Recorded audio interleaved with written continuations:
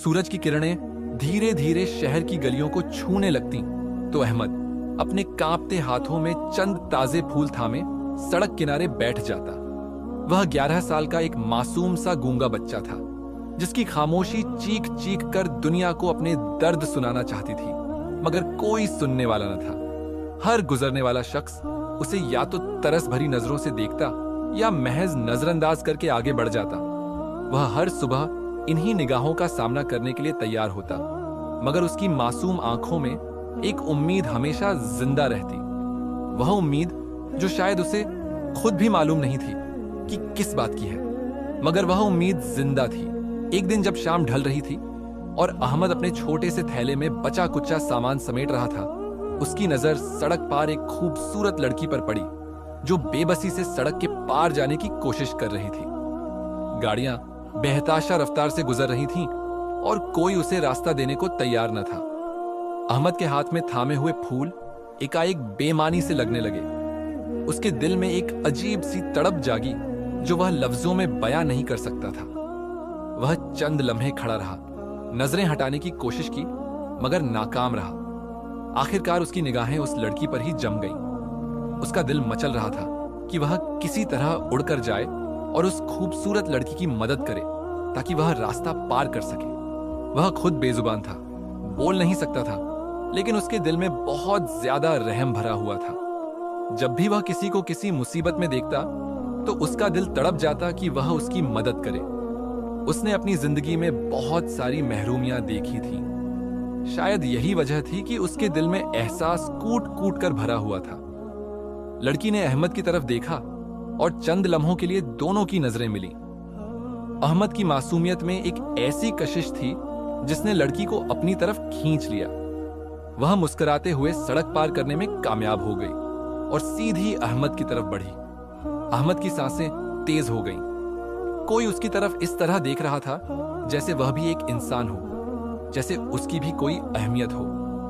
लड़की ने खामोशी से एक फूल उठाया और उसे अहमद की तरफ बढ़ाया। अहमद की आंखों में पहली बार कोई ऐसी रोशनी आई जो आंसुओं की सूरत में बाहर आना चाहती थी, मगर वह मुस्कुरा दिया। यह रोज का मामूल बन गया। हर शाम वह लड़की आती, अहमद से एक फूल खरीदती और मुस्कुराकर चली जाती। अहमद की जुबान बोल नहीं सकती थी, मगर उसकी आंखें बोलने लगी। वह उसके कदमों की आहट सुनने का आदी हो गया। जैसे ही शाम का वक्त करीब आता, अहमद का दिल बेताब हो जाता। वह जल्दी जल्दी अपने फूल समेटने की बजाय संवारने लगता, इस उम्मीद पर कि आज शायद वह कुछ ज्यादा देर रुक जाए। लड़की का रवैया भी अजीब था। वह हमेशा एक ही वक्त पर आती, एक ही तरह मुस्कुराती और अहमद को देखकर एक खास किस्म की अपनायत का एहसास दिलाती। अहमद की जिंदगी में इस एहसास की बहुत कमी थी। चाचा के घर में उसे सिर्फ मारपीट और गालियां मिलती। किसी के पास उसके आंसू पोंछने का वक्त नहीं था। लेकिन यह लड़की, यह तो जैसे अहमद की खामोशी को भी सुन लेती थी। एक दिन अहमद ने अपनी छोटी सी नोटबुक में कुछ लिखकर लड़की को दिखाया। आप कौन हैं? लड़की ने उसे देखा, मुस्कुराई और कुछ कहे बिना चली गई। अहमद को समझ नहीं आया कि क्या हुआ, लेकिन वह अगले दिन के इंतजार में बेताब हो गया। अगली शाम वह फिर आई, एक फूल खरीदा और अहमद के हाथ में एक छोटा सा नोट दिया जिस पर लिखा था, एक दोस्त। अहमद की आंखें चमक उठी। यह पहला मौका था जब किसी ने उसे दोस्त कहा था। अब हर शाम अहमद और उस लड़की के दरमियान नोट के जरिए बातचीत होने लगी। अहमद अपनी छोटी छोटी खुशियां, अपने दुख सब उस नोटबुक में लिख देता और लड़की खामोशी से पढ़कर मुस्कुरा देती। कभी कभी उसकी आंखों में भी आंसू आ जाते, मगर वह जल्दी से पलकें झपकाकर छुपा लेती। अहमद ने महसूस किया कि इन मुस्कुराहटों के पीछे भी कोई दुख छुपा है, मगर वह समझ नहीं पाया कि आखिर यह क्या राज है। वक्त गुजरता गया और अहमद की जिंदगी में कुछ खुशी के लम्हे शामिल होने लगे। उसकी दुनिया अब सिर्फ मारपीट और गालियों तक महदूद नहीं रही थी। उसके पास एक दोस्त थी जो उसकी खामोशी को समझती थी। लेकिन एक दिन कुछ अजीब हुआ। अहमद ने नोटबुक में लिखा, आप हर रोज आती हैं मगर कभी कुछ बोलती नहीं, क्यों? इस बार लड़की के चेहरे की मुस्कुराहट गायब हो गई। उसने नोटबुक वापस की और कहा, तुम भी तो नहीं बोल सकते? शायद हम एक जैसे हैं। यह पहली बार था जब अहमद ने उसकी आवाज सुनी। वह नरम, मीठी और दर्द भरी आवाज थी। अहमद हैरान रह गया। उस रात अहमद सो नहीं पाया। उसकी जिंदगी में बहुत कुछ बदल रहा था, मगर उसे समझ नहीं आ रहा था कि यह सब क्या है। अगली सुबह जब वह सड़क किनारे बैठा तो उसका दिल बेताब था। शाम होने का इंतजार तवील लग रहा था, मगर उस दिन वह नहीं आई, अगले दिन भी नहीं। अहमद की बेचैनी बढ़ने लगी। उसकी नजरें हर गुजरती गाड़ी को देखती, हर कदम की चाप पर उठती, मगर वह कहीं नजर नहीं आई। अहमद ने नोटबुक में लिखा, क्या मैंने कुछ गलत कहा? मगर यह सवाल किसी तक नहीं पहुंचा। कई दिन गुजर गए और अहमद की जिंदगी एक बार फिर खामोशी की अंधेरी वादी में उतर गई। उसकी मुस्कुराहट, जो उसके चेहरे का हिस्सा बन गई थी, गायब हो गई। वह दोबारा वही गुमसुम, खामोश बच्चा बन गया जो सड़क किनारे बैठा रहता था। अहमद की जिंदगी शुरू से ही मुश्किलों से भरी हुई थी। वह अपनी मां के इंतकाल के बाद अपने चाचा के रहमो करम पर था, जो उसकी मेहनत की कमाई छीन लेता था और रात को थका हारा वापस आने पर बिला वजह मारता था। अहमद बोल नहीं सकता था। उसकी आंखों में आंसू तो आते थे, मगर वह दर्द को चीख कर बयान नहीं कर पाता था। हर रात उसकी छोटी सी दुनिया तारीकी में दब कर रह जाती थी और उसकी खामोश चीखें दीवारों में कज़ैद हो जाती थीं। वह जानता था कि उसकी जिंदगी में मुस्कुराहटों की कोई जगह नहीं थी, सिवाय उस वक्त के जब वह लड़की उससे फूल खरीदने आती थी। एक रात जब चाचा ने अहमद को मामूल से ज्यादा मारा तो उसके दिल में पहली बार भागने का ख्याल आया। उसने सोचा कि शायद सड़कों की सख्ती इस घर के कैद खाने से बेहतर होगी। वह आहिस्ता से दरवाजे की तरफ बढ़ा, हर कदम नरमी से रखा ताकि कोई आवाज पैदा ना हो। मगर बदकिस्मती से दरवाजा खुलते ही चाचा जाग गया। अहमद के चेहरे पर खौफ छा गया। वह पलटकर भागना चाहता था, मगर चाचा के हाथ उसकी गर्दन तक पहुंच चुके थे। वह घसीटकर उसे वापस अंदर ले गया और एक तारीक कमरे में बंद कर दिया। अहमद ने दरवाजे पर हाथ मारे, आंखों में आंसू लिए खामोशी से मदद की इल्तिजा करता रहा, मगर उसकी आवाज बाहर नहीं जा सकती थी। अगले दिन जब वह फूल बेचने नहीं आ पाया तो मल्लिका के दिल में बेचैनी सी छा गई। वह बेंच पर बैठी रही, बार बार घड़ी की तरफ देखती रही। अहमद की गैर मौजूदगी उसे किसी अनजाने खतरे का एहसास दिला रही थी। उसके दिल में सवाल उठ रहे थे कि आखिर वह कहाँ है? क्या वह बीमार है या उस पर कोई मुसीबत आन पड़ी है? वह उसके घर का पता मालूम करने की कोशिश में लग गई, मगर कोई नहीं जानता था कि अहमद कहाँ रहता है। मल्लिका आम इंसान नहीं थी, मगर उसका राज अभी दुनिया की नजरों से छुपा हुआ था। वह एक कबूतर से इशारों में बात करने लगी। कबूतर ने सर हिलाकर उड़ान भरी और शाम के वक्त वापस आकर अहमद के घर का पता बता दिया। मल्लिका ने शाम के साए गहरे होने का इंतजार किया और रात की तारीकी में खामोशी से अहमद के घर पहुंच गई। वह दीवार की ओट में खड़ी होकर देखने लगी कि क्या हो रहा है। अंदर से अहमद के चाचा की गुस्से में भरी आवाज आ रही थी। वह अहमद को बिला वजह मार रहा था और अहमद की खामोश आंखों में दर्द और बेबसी की तस्वीर नजर आ रही थी। मल्लिका के दिल में तूफान उठने लगा। वह आगे बढ़कर अहमद को बचाना चाहती थी, मगर उसे मालूम था कि अभी वक्त नहीं आया था। उसकी ताकत एक राज थी और उसे इस राज को संभाल कर रखना था। वह दूर से देखती रही, उसके आंसू बहते रहे, मगर उसने खुद को रोके रखा। वह जानती थी कि एक दिन आएगा जब वह अहमद को इस कैद से आजाद करेगी, मगर अभी नहीं। अभी वह इंतजार करेगी मुनासिब वक्त का, जब उसे अपनी हकीकत जाहिर करने की जरूरत पड़ेगी। अगले दिन जब अहमद फूल बेचने आया तो उसके चेहरे पर निशान वाजह थे। उसकी आंखों के गिर्द सियाही और गालों पर नीले निशान उसकी खामोश चीखों की गवाही दे रहे थे। वह हमेशा की तरह बेंच के किनारे बैठा था, मगर आज उसकी आंखों में वह चमक नहीं थी जो कभी मल्लिका को देखकर आती थी। उसके हाथों की कपकपाहट और झुकी हुई नजरें इस बात का ऐलान कर रही थीं कि रात की तारीकी में फिर से उसकी रूह पर जुल्म के साए गुजरे हैं। मल्लिका जब उसके करीब पहुंची तो एक पल के लिए ठिठक गई। वह चंद लम्हों के लिए बेहिस होकर रह गई, जैसे उसके कदमों के नीचे से जमीन सरक गई हो। उसके दिल में हमदर्दी और गुस्से का तूफान एक साथ उठा। अहमद ने नजरें उठाकर देखा, मगर कोई मुस्कुराहट नहीं थी, कोई खुशी नहीं थी। वह आंखों ही आंखों में सवाल कर रहा था कि आखिर उसके नसीब में सुकून क्यों नहीं। मल्लिका ने खामोशी से उसके पास बैठकर उसके हाथ को छुआ। वह इशारों में बोली, सब ठीक हो जाएगा। मगर अहमद की आंखों में कोई उम्मीद नहीं थी। वह जानता था कि यह वह जंग है जिसमें कोई उसकी मदद नहीं कर सकता। उसका चाचा उसके दर्द को नहीं समझ सकता था और अहमद के पास कोई रास्ता नहीं था। मल्लिका के दिल में बेचैनी बढ़ती जा रही थी। वह कुछ करना चाहती थी, मगर कैसे?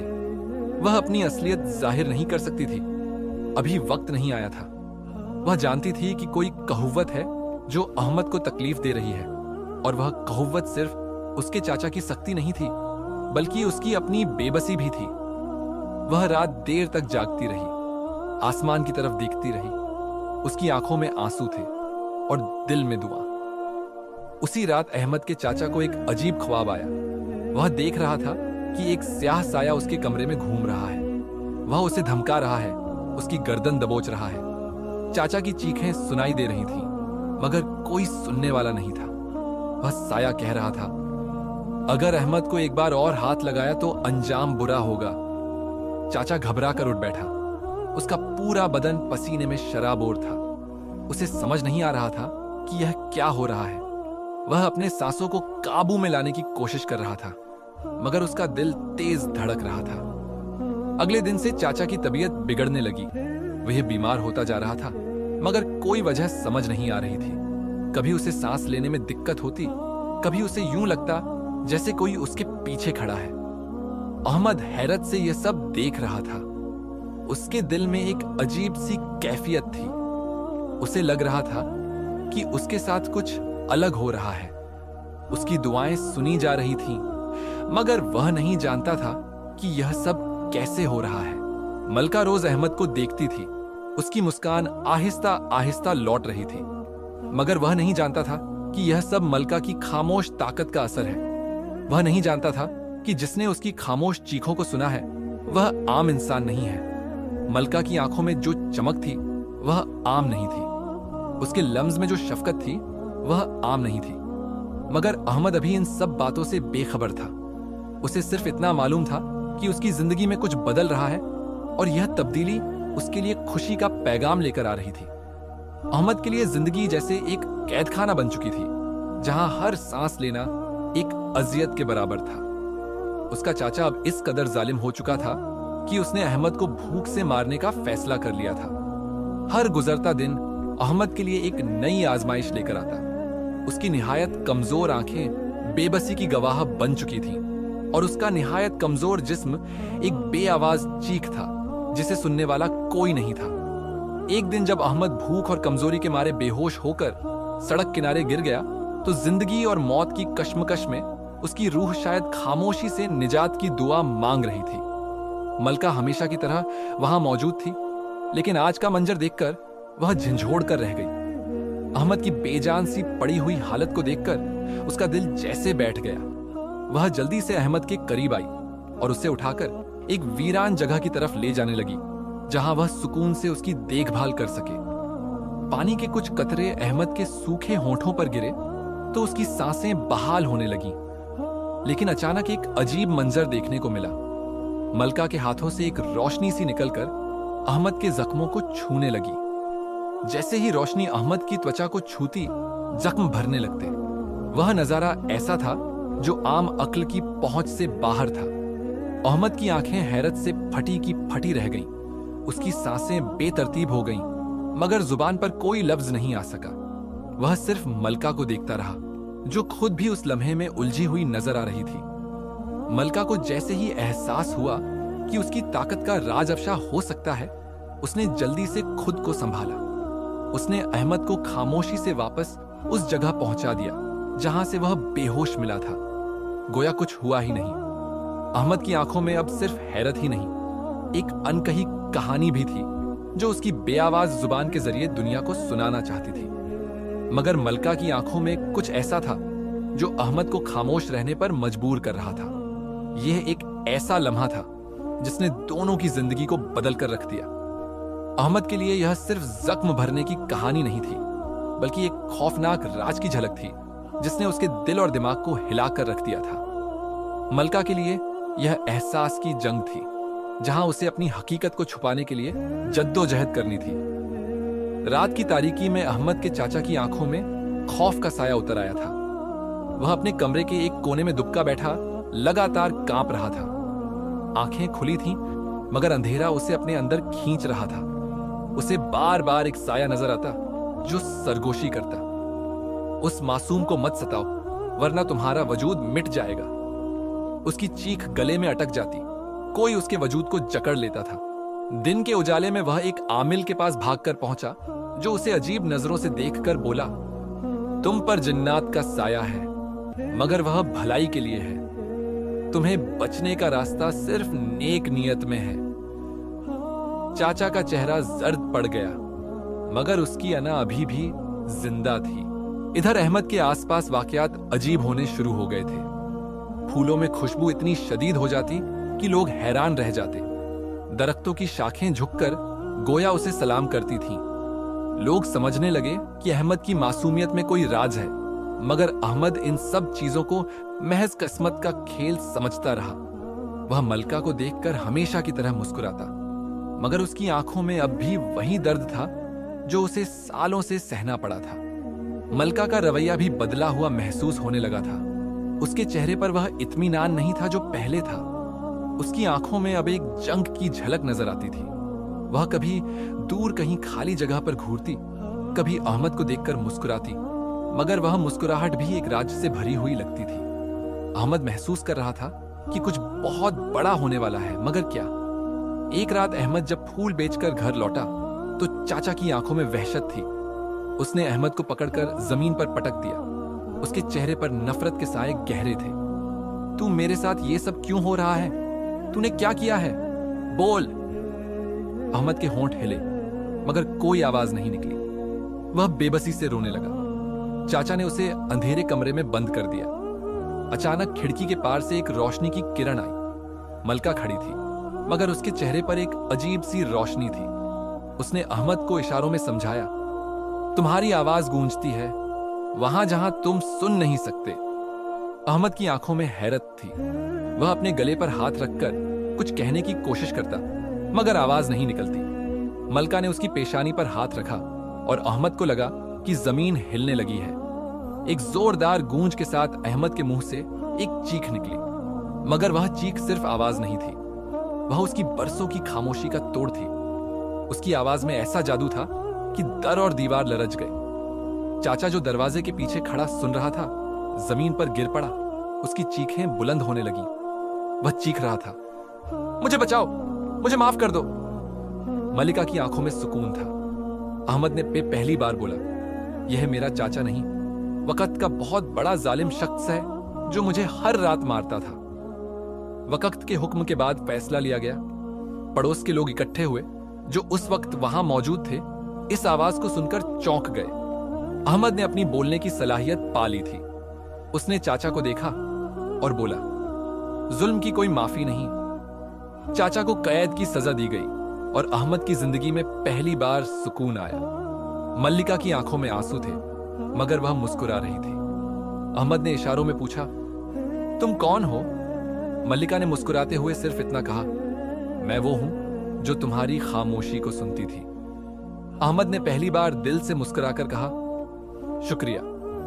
वक्त ने साबित किया, जिसका कोई नहीं होता उसके लिए गैबी मदद आ सकती है। जिंदगी के उतार चढ़ाव में कभी कभी ऐसा महसूस होता है कि हम तन्हा हैं, कोई हमारा हाथ थामने वाला नहीं। लेकिन तारीख और जिंदगी के कई वाकयात गवाह हैं कि जब इंसान तमाम रास्ते बंद देखता है, तभी गैबी मदद का दरवाजा खुलता है। ऐसे लम्हात में सब्र और यकीन सबसे बड़े हथियार साबित होते हैं। जब हम यह सोचने लगते हैं कि दुनिया में कोई हमारा नहीं, तभी कुदरत किसी अनजान वसीले से हमारी मदद करती है। यह मदद कभी किसी अजनबी की शक्ल में आती है, कभी हालात के बदलने में, और कभी किसी ऐसे शख्स के जरिए जो खुद मुश्किलात में घिरा होता है। कुरान और हदीस में भी इस बात का जिक्र है कि अल्लाह ताला अपने बंदों को कभी अकेला नहीं छोड़ता। जब दिल टूटने लगे, सब्र का पैमाना लबरेज होने लगे, तब गैबी मदद एक रोशनी की सूरत में नमूदार होती है। कहा जाता है कि इंसान जितना ज्यादा आजमाइश में डाला जाता है, उतना ही उसके लिए खैर का दरवाजा खुलने के इम्कानात होते हैं। जिंदगी के कई वाकयात इस बात के गवाह हैं कि जब सबने साथ छोड़ दिया, तब कुदरत ने हाथ थाम लिया। हमें बस यह याद रखने की जरूरत है कि जब हर दर बंद हो जाए, तब भी उम्मीद का दामन नहीं छोड़ना चाहिए, क्योंकि जिसका कोई नहीं होता, उसके लिए गैबी मदद हमेशा तैयार रहती है। अहमद की जिंदगी में पहली बार ऐसा हुआ था कि कोई उसके लिए अहमियत रखता था, कोई जो उसकी खामोशी को समझता था। जिन्नजादी मलिका ने अहमद से जो दोस्ती की थी, वह किसी मौजजे से कम नहीं थी। वह रोज अहमद से मिलने आती, उसके साथ बैठकर फूलों की खुशबू में खुशी तलाश करती। अहमद जो पहले सिर्फ मुस्कान से जवाब देता था, अब अपनी जुबान से अल्फाज अदा करने लगा था। यह सब मल्लिका की ताकतों का कमाल था, जिसने अहमद को न सिर्फ बोलने की सलाहियत दी थी, बल्कि उसकी जिंदगी में एक नया रंग भर दिया था। अब अहमद के दिल में कोई खौफ नहीं था, कोई गम नहीं था। वह जानता था कि अब वह अकेला नहीं है। जब भी वह मलिका को देखता, उसकी आंखों में तशक्कुर झलकता। मलिका ने अहमद से वादा किया था कि वह हमेशा उससे मिलने आएगी, और इस वादे को वह हर सूरत निभाती थी। जब सूरज की पहली किरण जमीन पर पड़ती, अहमद जानता था कि मलिका कहीं ना कहीं उसके करीब ही है। वह फूलों के बीच बैठकर इंतजार करता, और जैसे ही मलिका आती, अहमद की खुशी देखने लायक होती। वक्त ने साबित किया था कि जिसका कोई नहीं होता, उसके लिए गैबी मदद आ सकती है। अहमद की जिंदगी अब बदल चुकी थी, और वह हमेशा मलिका का शुक्रगुजार था। उसकी दोस्ती, उसकी ताकत और उसका साथ अहमद के लिए किसी नेमत से कम नहीं था। मल्लिका की मदद से अहमद अब एक खूबसूरत दुकान का मालिक बन चुका था, जहां वह फूल बेचा करता और हंसी खुशी जिंदगी सुकून से गुजारने लगा था। वह दुकान सिर्फ फूलों की नहीं, बल्कि उम्मीदों और ख्वाबों की अलामत बन गई थी। अहमद की मुस्कान अब किसी मौजजे से कम न थी, क्योंकि वह बोल सकता था और अपनी खुशी दूसरों से बांट सकता था। हर रोज दुकान के सामने एक खास ग्राहक आती, मलिका, जो अहमद की पहली दोस्त और मसीहा थी।